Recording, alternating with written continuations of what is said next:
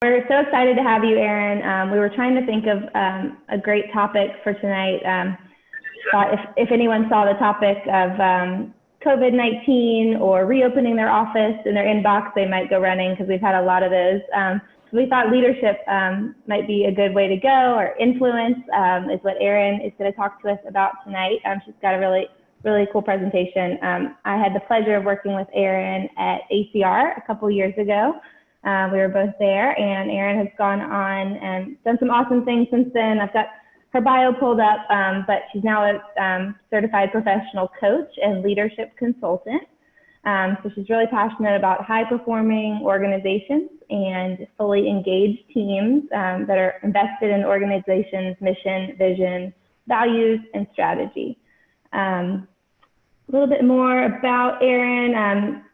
So your organization now, Cause Collaboration, is where you spend your days helping organizations and people in them align their strategies, communication, and culture. Let's see what else about you. I think you've worked with a number of healthcare associations, chambers of commerce, economic development councils, foundations. I know a couple of us have worked with her in her consulting role too. So we're just excited to have you, friendly face with a lot of great experience to share with us. So thanks for doing this for us tonight. Thank you so much. I appreciate it. And are you ready for me to jump right in? I think so. Let's do it. Go ahead and share the screen here. Let me make sure. And Erin, we talked about, I think we said, if people have questions, feel free to put them in the chat, but she's going to do a little pause a little bit through the presentation and just take a chance to take some questions then too. So yes, absolutely.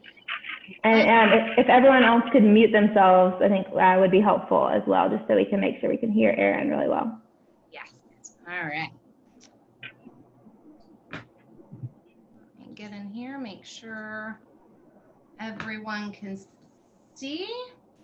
Is that showing up for everybody? All right, perfect.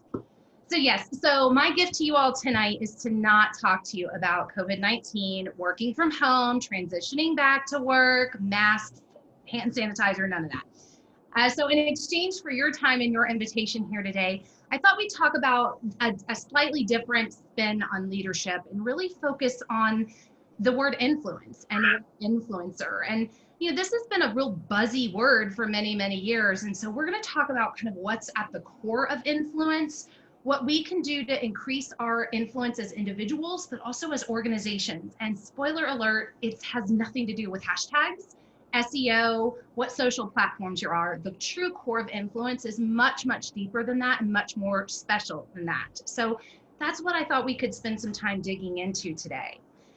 So if you're like me and most everyone else, this is probably what you think of when you think of influencer. So you think of the clever, smart person that managed to monetize what the rest of us do for absolutely $0, and that is posting on social media.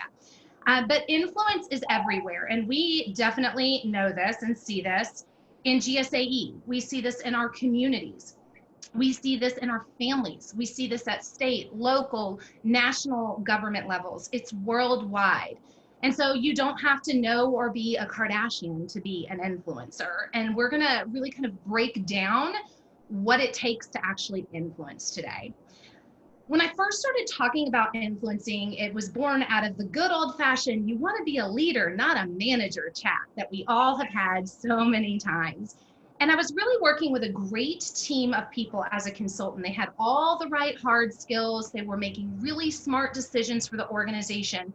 Where they struggled, however, was connecting, getting buy-in, getting invited to the table before everything started falling apart. They struggled with getting volunteers on board with their ideas. And so they reached out to me and they wanted to kind of understand how certain people can move into organizations really quickly and go ahead and get invited into those conversations and can really kind of get a voice and start adding value. And so, of course, naturally, I thought, all right, I've assessed the situation here. I see a lot of managing people, and we need to have this whole you want to be a leader, not manager conversation. And just as a reminder, this is kind of what that conversation looks like. You know, managers administrate, leaders innovate, Managers are short range, leaders are long range. Status quo versus challenging it. Managers tell people what to do, leaders show people what to do. And I know I've seen so many familiar faces here tonight. I know you all are very familiar with this conversation. And this is a very important conversation. I actually think we need managers, we need leaders, and we also need influencers. Underneath this managers versus leaders conversation that we all have, I think the undertone here is really power. How much of it do you have? How much authority do you have? And how do you use it? So power, by definition, is the possession of control, authority, or influence. So interesting, influence lives in the definition of power. And so you can be a powerful person or a powerful organization. And as I talked to this group of people and I watched how they worked, I realized they were really trying to maintain power over their domain in the organization. They were really kind of trying to flex their muscles and say, you need to invite us into these conversations. We are adding value. We're going to do it this way. And what we decided and what we really ended up talking about for this group is what they needed was influence. So I'll ask you the same question that I asked them, and feel free to pop it into the chat. You know, what makes someone influential? So Time Magazine surely seems to feel comfortable telling us what that looks like. But what makes something someone influential? And as you all are sharing that, I'll share some of the basics around influence that we are hearing from most people these days. A lot of times we think to be influential, you have to be really well known, highly educated, articulate, powerful, skilled, likable, charismatic, or sometimes you say you have to have some kind of leadership ability. The truth about Time Magazine, by the way, is they don't actually have a formula, a process, or an algorithm. I really think it truly is just kind of like whatever they feel like in the moment, and kind of taking the temperature of pop culture and of politics and of the world when they put this out. This is the definition of influence, though. To influence, it's the ability to inspire and guide the actions of others, and or the ability to create interest and buy-in. And here's the difference between the whole manager-leader conversation and the influencer conversation. To influence, it really has nothing to do with control, authority, or even power. You don't have to have those things to influence. And perhaps the best part of this whole influencer conversation and the best news is that anyone can be an influencer. I mean, look online. Children have influencer social media accounts. Pets are influencers. And so the great news for you, for your organization, for your colleagues, is anyone can be an influencer, and we all have the ability to harness what it takes to add to our influence as organizations and individuals.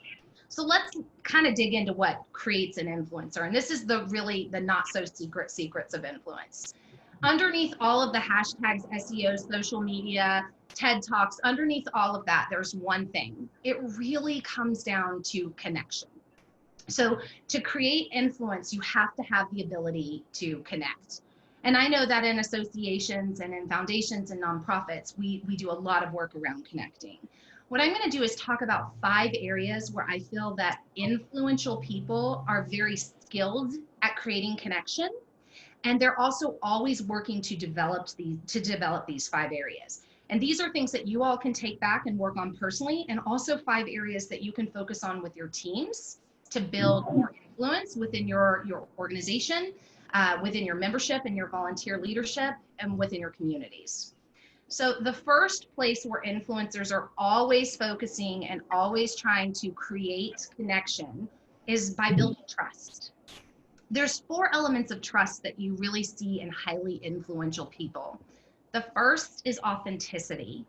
So authenticity is really all about being genuine and true to who you are, to your values. So it's kind of where when you show up, you actually are showing up the way that you think you're showing up. You are being perceived in the way that you're being perceived, and you truly know who you are, what values drive you, and you show up consistently like that. The second element of trust is vulnerability. And this is all about showing up, being seen, and accepting the risk in doing so. So highly vulnerable people that are willing to go out there and get in that arena and be seen, they're doing it just like our friend here, Achilles, knowing that we all have an Achilles heel. But they're willing to do it anyway, because they know that if they're willing to be vulnerable, that builds trust. And influential people are pretty good at showing vulnerability when it's appropriate. The next is integrity. So this is all about being honest and fair, but also being reliable and accountable. And finally, confidentiality. So if you're someone who can't keep a secret, if you're someone who loves the gossip or loves to spill the tea, as they say, you're going to really struggle to create trust. And that's going to really struggle to help you build that foundation of connection. So confidence is simply putting your trust in someone. So if somebody gives you their trust and gives you their confidence and you break it, you're actually not going to connect, and it's going to be very difficult to be an influencer in that person's life. So this is kind of that first pillar, that first area where influential people are really, really focused. They want to genuinely build trust through authenticity, vulnerability, integrity, and confidentiality.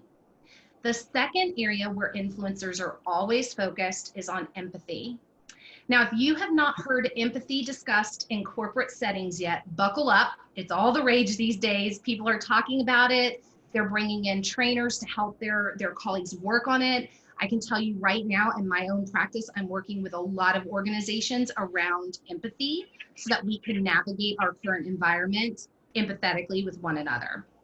Empathy is one of those words that gets a little mixed up in people's heads sometimes. So here's what empathy is. It's your ability to see beyond yourself, to consider someone else's perspective, and to just simply imagine what life would be like in that person's shoes. That's what empathy really is.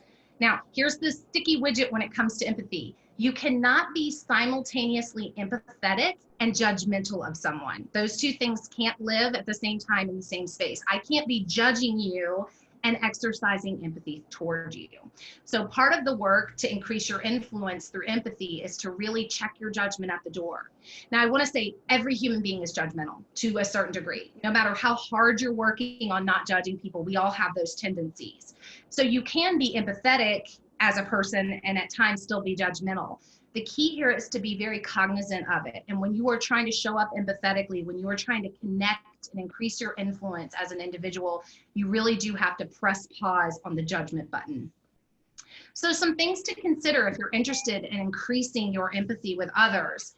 Good questions to ask. What perspective might this person have? You know, perspective is really based on everything that's happened in our life up until this moment. Everything that's happened in your life up until this moment is going to shape how you perceive my talk tonight.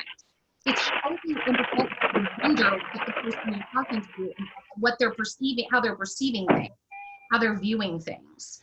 You could also ask yourself, what am I aware of that might be going on in this person's life or here at work? How do I want to show up in this relationship or in this conversation or on this Zoom chat or in this email chain? How can I acknowledge and validate this person's experience? We're going to actually dig into that last one a little bit later. Some empathetic questions you can practice asking, and you'll notice these are all open-ended. So open-ended means that these are questions that cannot be answered with yes, no, uh-huh, or uh-huh. So some empathetic questions. How is blank affecting you? How's the situation affecting you? How's this project affecting you? How are you doing? How does that make you feel? What do you think about this? How can I encourage or support you? And then my favorite, just can tell me more. Tell me more about that. And then you listen, and you really listen. And I'm going to give you some tips on how to truly listen. Part of empathy is really showing up with these empowering, open-ended questions so that the other person can feel seen, heard, and understood. So let's talk a little bit about corporate or organizational empathy, because this is really, really important. So internally, what corporate empathy looks like, definitely we're talking about diversity and inclusion. Empathetic organizations are intentional about employee engagement and culture. They are not allowing their culture to grow organically. They're in it. They're talking to their teams. They're building based on feedback from their teams. That's highly empathetic, and that's a highly empathetic organization that does that. Allowing your colleagues to bring their human to work. What we're going through right now, and I won't use the phrase, but what we're going through right now is going to blow the lid off of this one, in my opinion. Work is now coming into our human space. We cannot ask people to not bring human to work after this. We are human beings first, employees second. We are human beings first, executives second. And so one of the ways an organization can be highly empathetic is to honor that. I think so many times, especially in our culture, our opinion is, hey, you can cry all the way to work, you can cry in the parking garage, but when you hit that elevator, check your human at the door because you're at work. I see this changing, and I think it's a good thing. So highly empathetic organizations allow people to bring their human to work. We don't ask each other to check that at the door. One thing you can actually do as a team exercise that's very empathetic is to translate your organizational values. So we're really good during strategic planning to talk about mission, vision, and values, and then we put the values out. Maybe we put them up on the wall in the office. But an area where I see that we could be better is to actually talk to our staff about what the values look like at the staff level.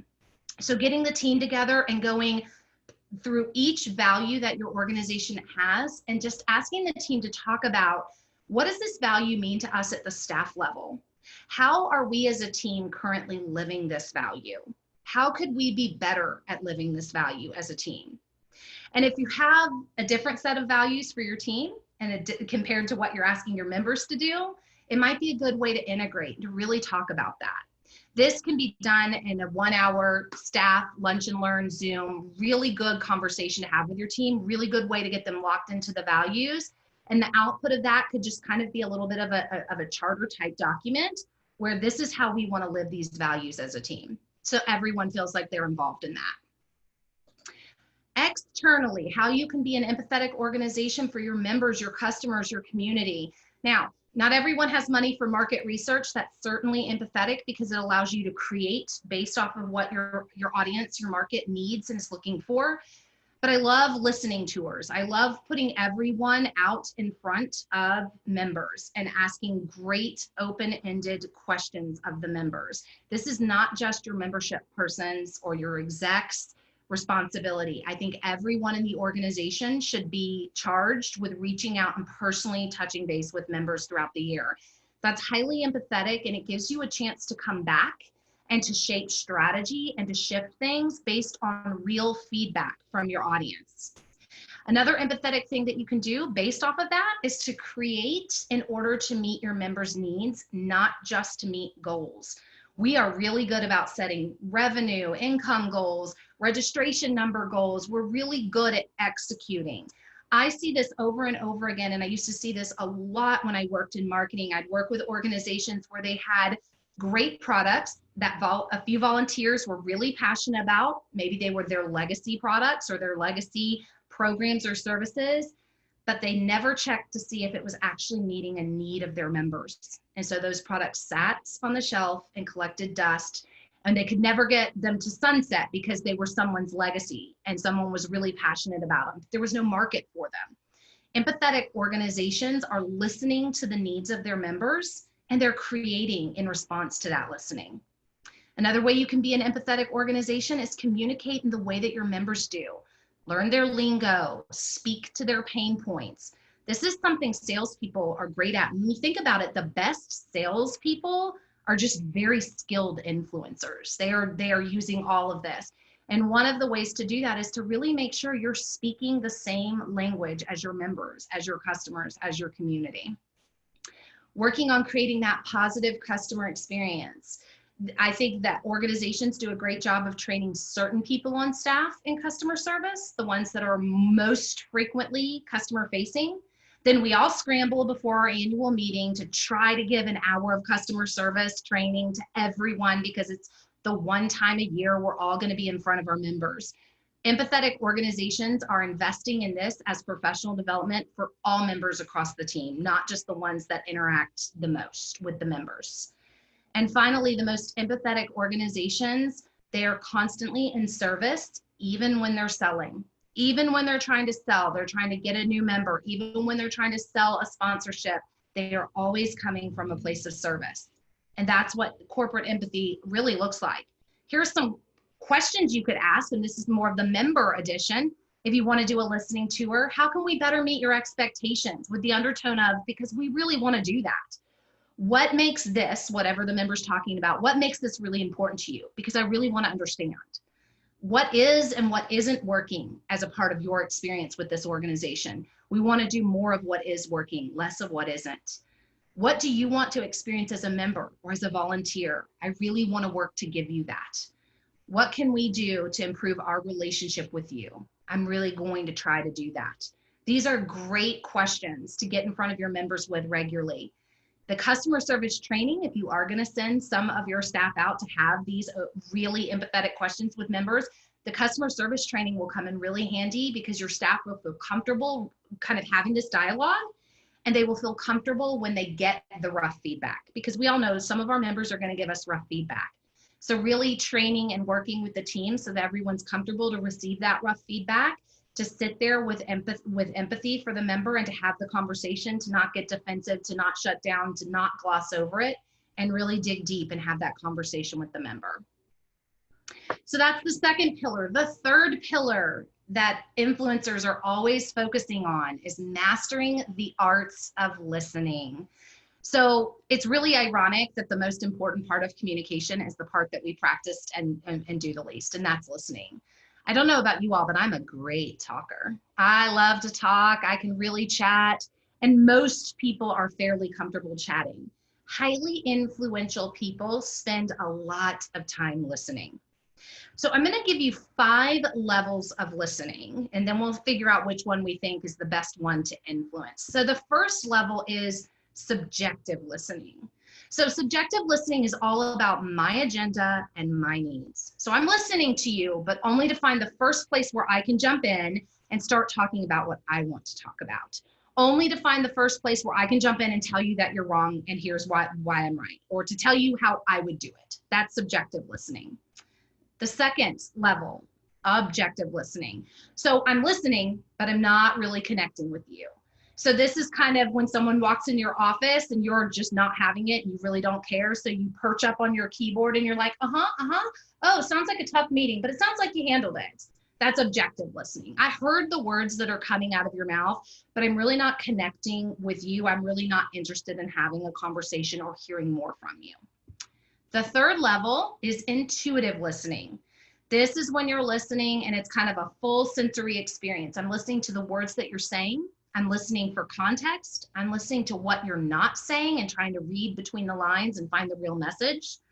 I'm watching facial expression, body language. I'm listening for tone of voice. Now, I said there's 5 levels. So under level 1 is 0. That's called intrusive listening. So that's where we interrupt people and we just jump right in and talk right over them. I know people love having that done to them. And if it couldn't get any worse, we have -1, not listening. That's the old looking at the phone going, oh, wow, So I'd love to hear from you all. Feel free to unmute and shout it out if you want to, but where do you think influencers spend most of their time listening? What level? Yeah, I see some 3s. Yeah. So this is where influencers shine. They're great at talking. They're great. You have to talk to connect, and that's the core of influence, but they're really skilled at listening. They are really skilled at listening, and more times than not, what you'll find is when they do talk, they're actually asking you more questions. They're asking you open-ended questions. And again, this points back to anyone who has had a previous or has a current job in sales. This is it. Get them talking about their pain points. One way you can actually become a more intuitive listener, or as you may have heard it referred to as an active listener, is to take an improv class. So this is a fun way to practice listening skills. And the whole goal in improv is to be silly. So it also loosens you up if you want to kind of get more comfortable in front of audiences. I have done this and it is so much fun. And this is why improv is a wonderful way to practice intuitive and active listening. The whole goal with improv is to follow the storyline in real time in the moment and to shift with whatever the rest of your scene partners are giving you. So for example, we might all start an improv scene at a beach on a family vacation, and I might throw it to Cindy, who all of a sudden takes us to Mars. And then if Cindy throws it to Mary, and Mary was thinking about her funny beach vacation joke she was going to make, and she wasn't listening to Cindy and didn't realize that Cindy all of a sudden took us to Mars, Mary's going to go back to the beach and the audience is going to be confused. So improv by its nature trains you to stay right in the moment, to be really empathetically tuned in to where your scene partners are taking you, and to be able to go with that and to really listen and lean into that. So I'm curious if anyone has ever tried improv, or have you? I know a lot of improv. I see Cindy. Yeah, what did you guys think of improv? I'd love to hear.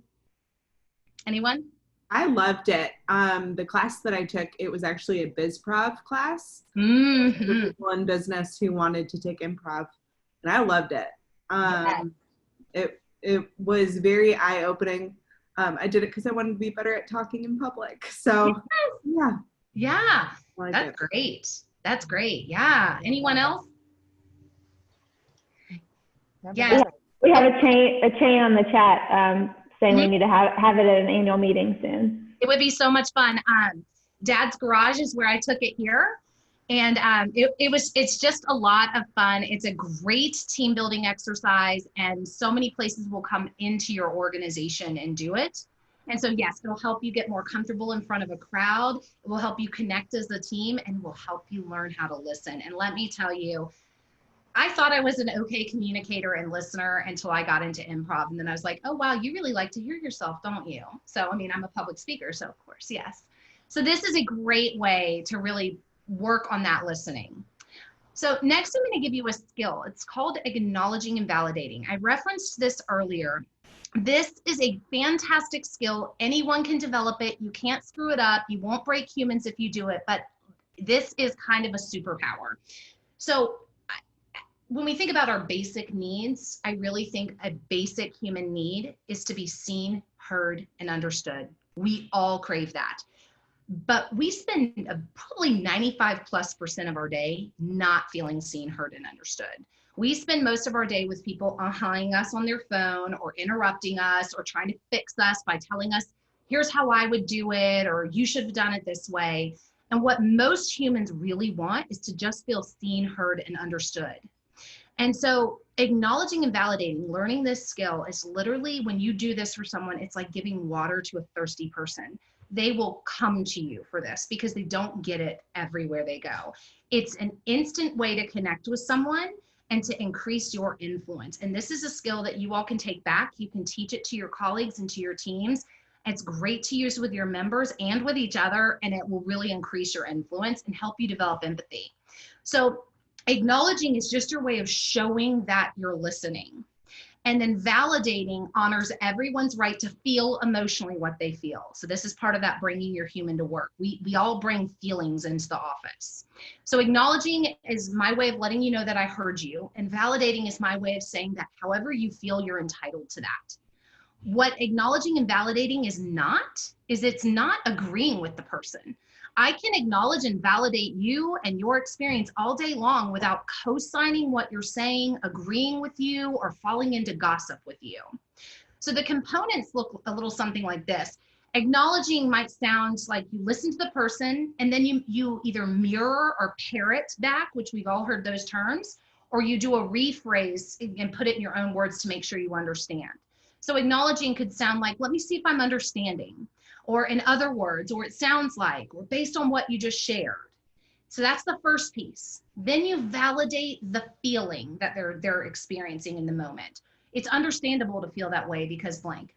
Or I know blank is important to you, so it makes sense you feel blank. So let's give an example. Let's say that I have a staff person who calls me tomorrow, and she was just in a team meeting trying to present this new idea that she'd been workshopping. And she calls me and tells me that Sarah talked all over her, interrupted her. She couldn't get her idea out. So I was so frustrated. I completely shut down. And she goes on, and we've been in these conversations. Now, I don't have to agree and get into the trenches and say, oh, she's the worst. She always interrupts. She was treating you unfairly. I don't have to do any of that. To acknowledge and validate, all I have to do is say, it sounds like you had a really important idea that you were excited to share with the team, and it is understandable that you feel frustrated that you weren't able to do that. Does that seem like something that you could kind of piece together and try? It's a kind of a coach's tip, and if you have ever worked with a coach, this probably sounds very familiar. It's kind of the secret sauce to coaching. People are really craving this in their lives, and they don't get it. Because a lot of times what happens is the person calls me, tells me about the meeting, and then it either turns into me kind of co-signing and trash talking the person who interrupted her, or me jumping right in going, well, you know, you really didn't need to shrink back. What you really need to do is just push back on her and let her know that you're in that room too and that you have value to add. And probably that's not what the person wanted. They probably just wanted to be seen, heard, acknowledged, and validated. So this is definitely something you can take back and share it with your team, even break off in pairs and practice it. And it's a great way to show empathy. So the fourth pillar of influence is navigating difficult conversations. Who here loves a difficult conversation? Anyone? Anybody? Yeah. I see one hand. So Beverly, do you truly love it because you're skilled at it? No, I truly love it because it gives people an opportunity to be empathetic. Bingo.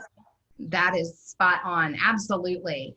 And I think a lot of us shy away from this. And what happens is when you don't have the difficult conversation, you stuff down everything underneath, and then it ends up in kind of passive aggressive behavior or retreating, or sometimes a big blow up that's way bigger than we ever wanted it to be. Highly influential people, particularly in organizational settings, they are always working on navigating difficult conversations. They are practicing, they are preparing, and they are not shying away from them. So when you think about difficult conversations, I have a saying, I think you can only go to battle once a day. Energetically, we can't take it more than once a day, and even once a day is too much for me. I don't have that much energy. So I say you have to ask yourself if you're going to go to battle. I get to mount up, ride my horse to the top of the mountain, and fight to the death once a day. So question one, is this my battle? Is today the day? And then how can I mitigate damage if I decide to go to battle? This part's key. Influencers want to connect, genuinely, authentically connect. So influencers, when they have difficult conversations, they're not going in to like find someone's Achilles heel and slash it. They're willing to go to battle. They're willing to rumble with you, but they don't want collateral damage. They want to work through the tough stuff and connect. So one battle at most a day. Is this my battle? Is today truly the day? And then if it is, how can I mitigate damage? Now, before you go to battle, influencers are really prepared. So investigate before you react. Really think through and try to understand the situation. Really tap into how the situation's making you feel before you get in there. A lot of times, emotions, it's kind of like too much air in a tire. So really put a word to it. You know, I'm really ticked off she interrupted me in that meeting. I feel blank.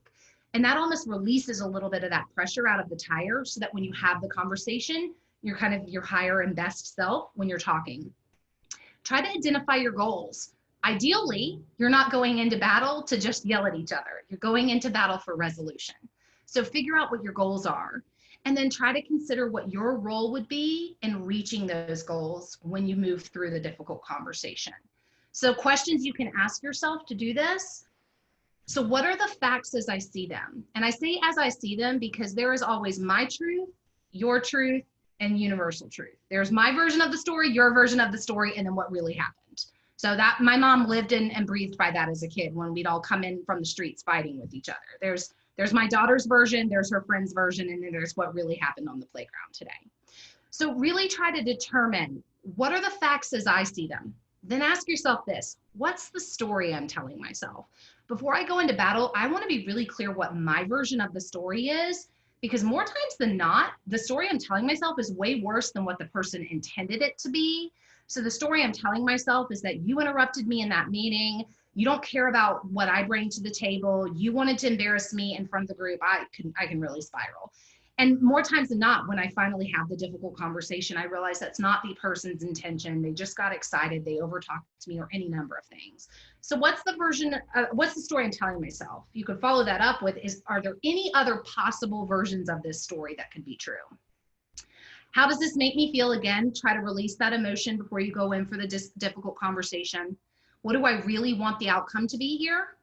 And then what part can I play? So great questions to ask yourself before you have a difficult conversation. Then just like your laundry, you got to separate the person from the issue. You've got to really focus on the issue and not make it personal, especially, well, I say especially in the workplace, but like even in your personal relationships, really talk about the issue and not take the personal digs. So go in there and think about what might their intentions have been when they interrupted me. I love this one. If this was anyone else who did that to me, how would I react? So Mary might interrupt me and it wouldn't bother me, but somebody else might interrupt me and I might be furious, and it might just be because that is the one person that just gets on my last nerve and I'm having a big reaction to it. So if it was anyone else, how would I feel? And you're going to ask yourself these before you go into battle. How did they react to others? Do they interrupt other people, or is it just me? Have I ever seen them interrupt anyone but me? And then do I think maybe they got a sense of that, of what they did, or that they understand their role and your role?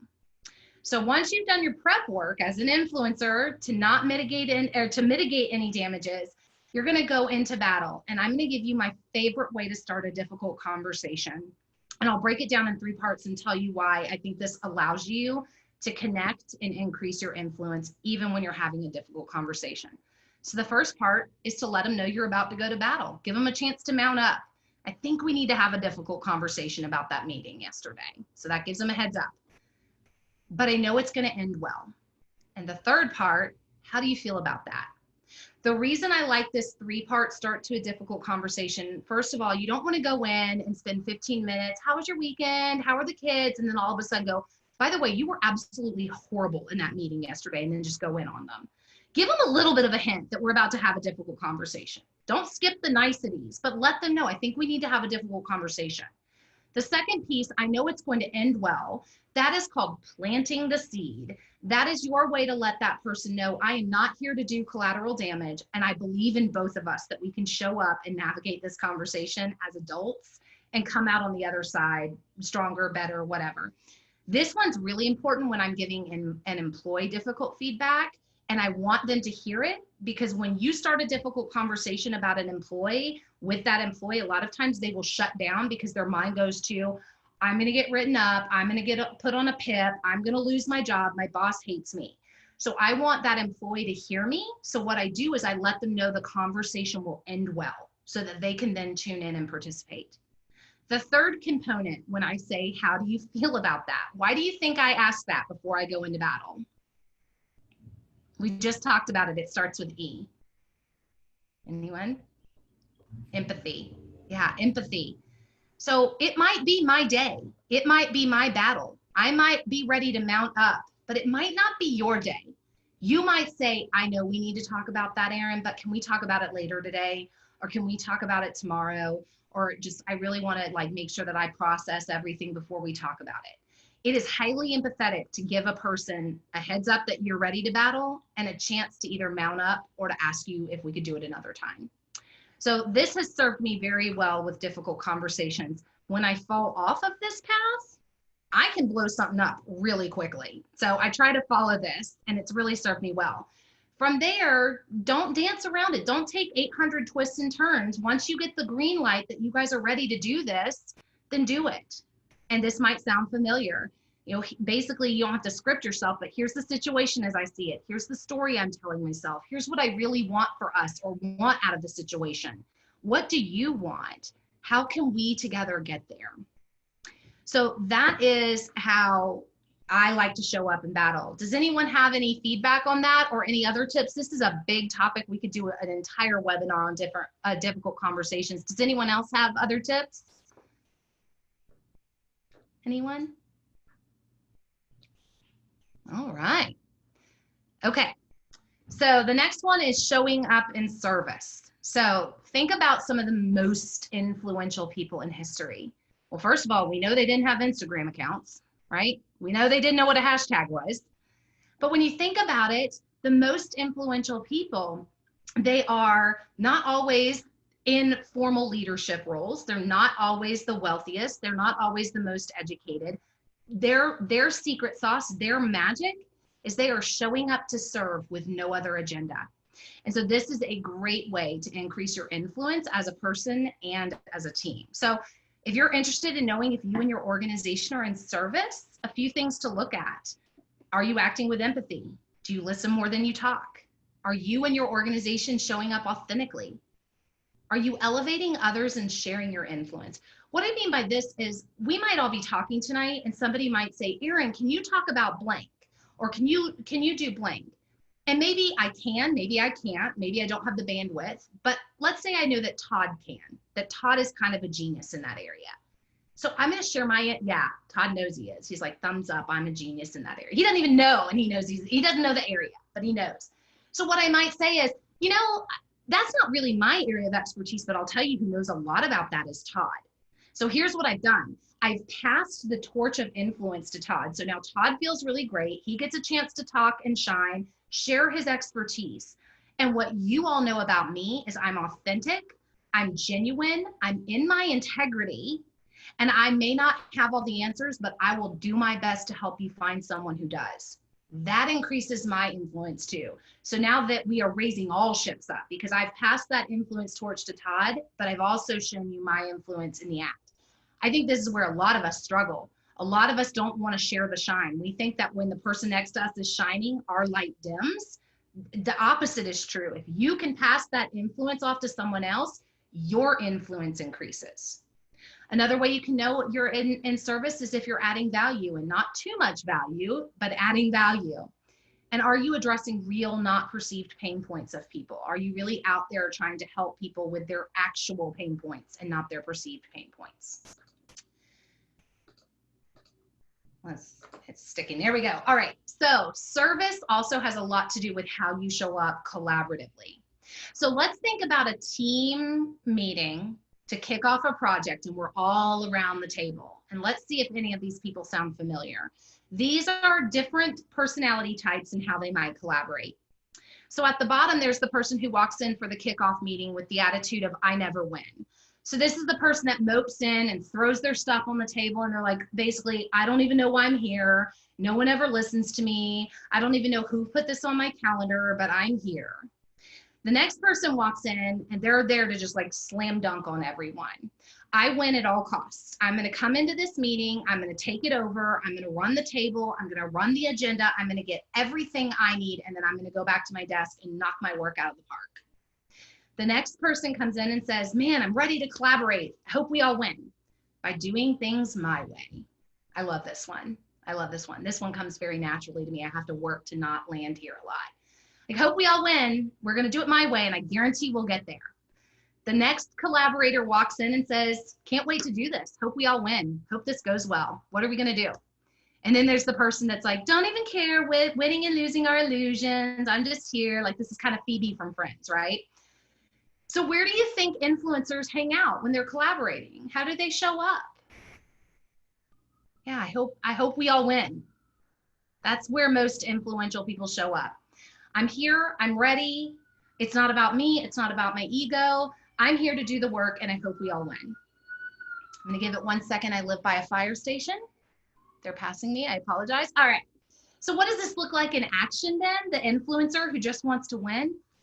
Service and collaborative situations, it's head, heart, and hands. So from the head space, you want to show up, and to increase your influence, show up in a collaboration and think and speak strategically. Try to add value, try to connect ideas together, and try to be a consensus builder, not someone who's tearing the team apart. From the heart space, authenticity, building trust, empathy, and acting with integrity. Do you guys want to work with someone that does this so far? I mean, I know I do. And then finally, from the hand space, the most influential people know they have to roll up their sleeves. I don't know about you all, but I've never had a job where I was so high-powered and influential that I just spun around in my chair and thought about strategy all day long and never had to actually do the work. That would be a great job. Influential people get in the trenches. They will roll up their sleeves. They also do what they say they're going to do, and they're accountable for how they show up and what they say and do. Nobody likes to work with the collaborator who shows up for the kickoff and then shows back up for the celebration party and to get their trophy at the back end. That's not fun for anyone. So the most influential people are win-win thinkers who collaborate with their head, their heart, and their hands. So those are the 5 pillars that I really see over and over again that influential people are focusing on, they're developing, they're instilling in their teams, and they're practicing. So let's kind of go back to where we started with that really great team that I was working with. They had all the right hard skills, but they were really struggling to influence. Well, what happened with that team? So they ultimately decided they wanted to embrace influence over managing or leading. They really realized that it was not about power, control, and authority, but it was about inspiring and motivating and getting buy-in from their colleagues and their volunteers and their members. So they really embraced this concept of influence, and things started to change for them. First, they started connecting more with each other, because just within the team, when they realized that even the person who was, quote, the lowest ranking person on the team could influence. And by the way, side note on that, she was the most, and the person who was the lowest by title, the lowest ranking person on that team, she was the most influential person on that team, because she was out doing this stuff already. The people with the titles, the people with the control and the authority were my least influential people on the team. So that shows you how this can work. They all started to connect with each other. They started to connect with their colleagues. They were getting invited to conversations, invited to the table, acknowledged for the value, the business value that they were adding. People started to notice and reach out and say, what's happening with this team? What are you doing? Nothing. It's what they're doing. And it ultimately impacted their ability to do good work. They went from not getting invited to anything to having a seat at the board table, to having representation at that board table. And even recently, and I haven't engaged with them in quite some time, I was having a Facebook chat. We're going to actually move to social media with one of them, talking about doing some influencing, and they're still doing it. His response back to me was, well, we both know I am an influencer. They're still working on influence. They're still working off the power of influence, superseding management and leadership. So if you're interested in increasing your influence, I'm going to give you a 7-day challenge. In 7 days, if you do these things, I guarantee you will connect more. You will increase your influence. And this is something great and easy. Every day it builds. So the first day is to really understand what your core values are by doing a core values exercise. And I've got one for you on my website. It's causecollaboration.com/core values. Your core values are part of your internal GPS system. So they are really helping decide how you show up, how you engage, what you're attracted to, what you want to work with. So some examples of core values, one of mine is freedom, one of mine is service, one of mine is community. So this workbook in about 30 minutes time will help you narrow your core values down and then help you assess how well you're showing up in each of those areas. You need to know what your core values are to authentically show up. So that's day one, to just do that exercise. Day two is to acknowledge and validate everyone. Do it with zest. Do it knowing you will not break anybody by doing it. You won't mess it up. Just let them know that you heard what they said and acknowledge their right to have the human experience of emotions and feelings. Day three, show up on time and do what you say you're going to do. That's part of integrity. So just go ahead and make that day your day. And right now, I know it seems like we would be more punctual when we're all doing meetings based on Zoom, but I think sometimes that's the worst. You can just slide into a Zoom unannounced and under the radar. So hold yourself accountable to that. And speaking of day four, hold yourself accountable. Now, here's the clue about accountability. Sometimes you do it privately and you hold yourself accountable. Sometimes you have to do it publicly and you have to tell someone, I need to be accountable for this, so I'm going to share this with you. But ultimately, it's on you to hold yourself accountable. Now, day five might be harder for some than others, but day five is all about avoiding gossip. Don't start it, don't participate in it, don't sit around for it, don't engage in it. Remember, the person that will sit around and gossip with you will also gossip about you, and it will break trust and it will break connection. So day five, no gossip. Day six, practice that intuitive listening. So listening for what's being said, what's not being said, tone of voice, context, facial expression, really practice intuitive listening. And day seven, think about an area that you're collaborating in right now and challenge yourself that day to show up in that collaboration with your head, your heart, and your hands. Think strategically, be empathetic of everyone's experience on that project, and get in the trenches and do something. And if you do those 7 things over the next 7 days, there's no way you won't increase your influence. There's no way you won't build trust and better connect with people. And with that, I want to say thank you so much. I appreciate you all having me here, and I would love to have some conversation about influence, because I know that I see your names and I know a lot of you. I know you all know how to influence. So I'd love to get your thoughts on the topic.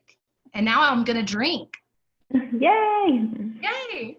Erin, that was amazing. Thank you.